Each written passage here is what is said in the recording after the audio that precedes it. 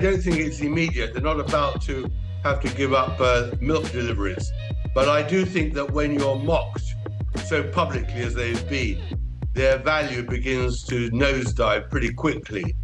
And I don't think they're finding any more sources of income. And with the stream of money they're spending on security, on mortgages, on just plain living, I think they can see the end of the road within 5 years at best. And they've got a real financial problem now. They've had a few misfires, haven't they? Whether it was their podcast, the relationship they had with Spotify. Welcome back to Clout Therapy, where we break down the wildest scandals shaking up Hollywood. And today, we're asking a dangerous question. What if Meghan and Harry's royal love story was never a fairy tale at all, but a carefully crafted PR campaign? On the surface, it was the perfect picture. Hollywood actress falls for the rebel prince. Love conquers tradition. The monarchy gets its modern twist.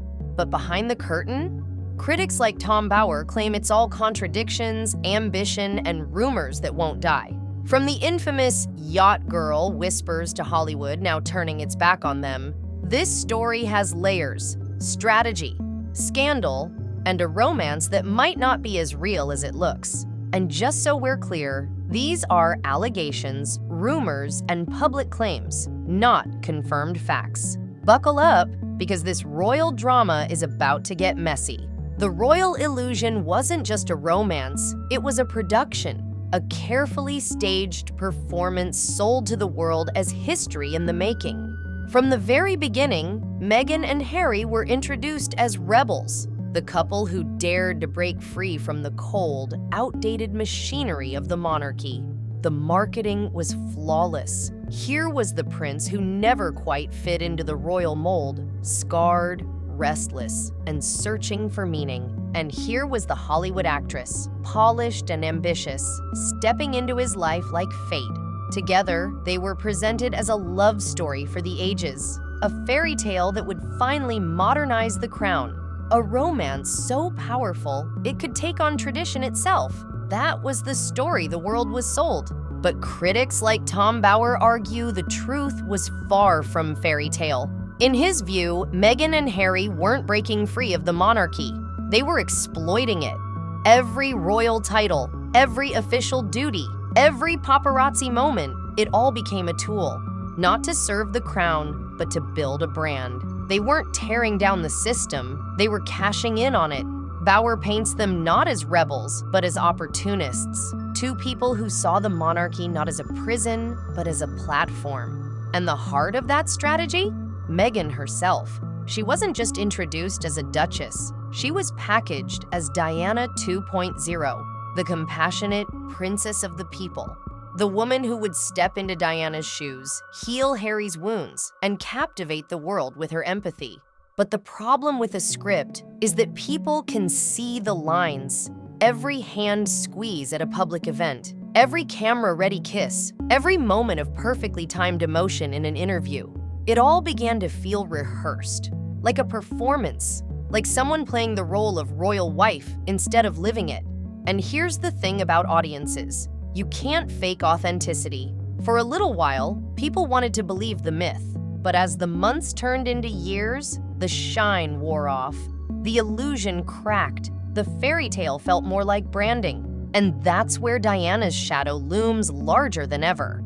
Meghan's connection to Diana has always been part of the story. She's spoken about it, dressed like her, even referenced her in interviews. But Bower and other critics say it wasn't admiration. It was calculation. Meghan allegedly studied Diana the way an actress studies a role. She pored over photos, mimicked her mannerisms, recycled her outfits, even echoed her speech patterns. Think about it. Those white blouses, the oversized blazers, the iconic red dress moments, they weren't coincidences. They were deliberate callbacks. And Harry, still grieving his mother, was the perfect audience for this act. Because Harry's trauma has always been at the core of his identity. He lost Diana at just 12 years old. He never got closure, never got peace. And the idea that Meghan could be a second chance, a woman he could protect, cherish, and save in the way he couldn't save his mother was irresistible. Critics argue Meghan leaned into that vulnerability. By embodying Diana, she didn't just win Harry's heart, she tied her image to his deepest pain. To Harry, it looked like fate.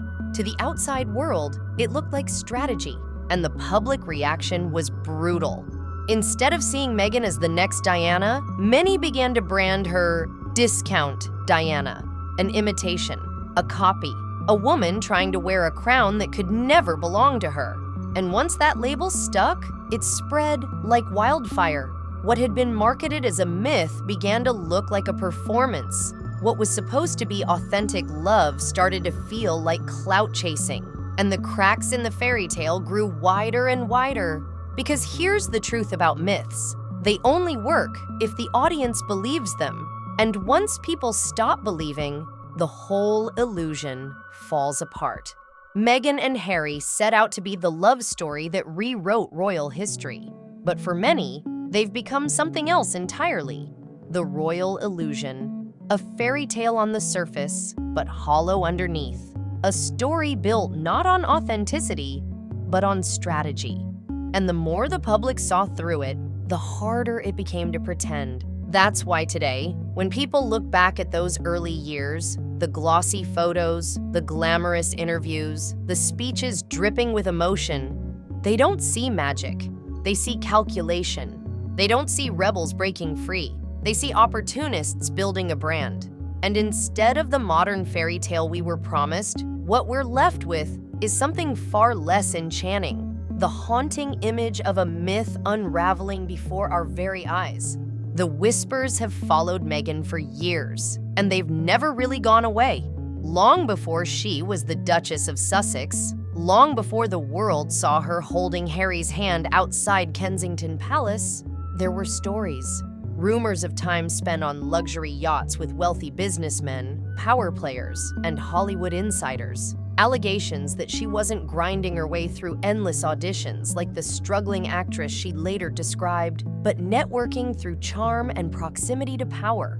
Was she climbing the industry ladder or simply boarding the right boat at the right time? Nothing was ever confirmed, but the whispers grew louder with every new chapter of her life. And when Meghan later rebranded herself as the self-made star, the hustler who went from suitcase girl on Deal or No Deal to paralegal on Suits, that's when the contradictions came crashing in. Because one story paints her as the underdog who fought for every opportunity. The other suggests her rise was greased by connections, by privilege, by proximity. Two narratives that don't quite fit together. And then there's Harry's role. To this day, he has either ignored the whispers or deliberately shielded her from them. Out of love, loyalty, or maybe even denial, Harry stepped into the role of protector. He defended her against tabloids, against family, against the critics, and by extension, he kept the yacht girl rumors at arm's length. Whether he believed them or not, his stance was clear. Meghan's past didn't matter because their present was untouchable. But the more he doubled down, the more the rumors took on a life of their own. The contradictions didn't end with her past. They spilled into her own storytelling. Meghan has a way of shaping her narrative depending on the moment, and people have noticed. In one interview, she claimed she didn't even know who Harry was before their blind date. She presented herself as the wide-eyed outsider, stumbling into royalty without a clue. Yet, in another conversation, she let slip that she had followed him closely for years, that she knew about Diana, that she admired the royal family. So which is it? Was she the innocent who didn't know what she was getting into, or the strategist who studied her role long before she played it? Tom Bower and other critics argue this isn't about confusion, it's about calculation.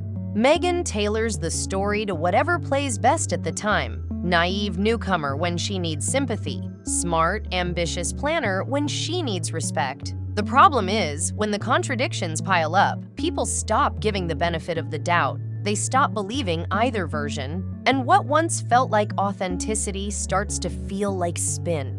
That's how credibility erodes. Not in one big scandal, but in 1,000 little contradictions. By the time the public caught on, the fairy tale sheen was already fading. Meghan and Harry's brand was no longer seen as truth, but as performance. And the more the contradictions surfaced, the harder it became for audiences to trust a single word of the story.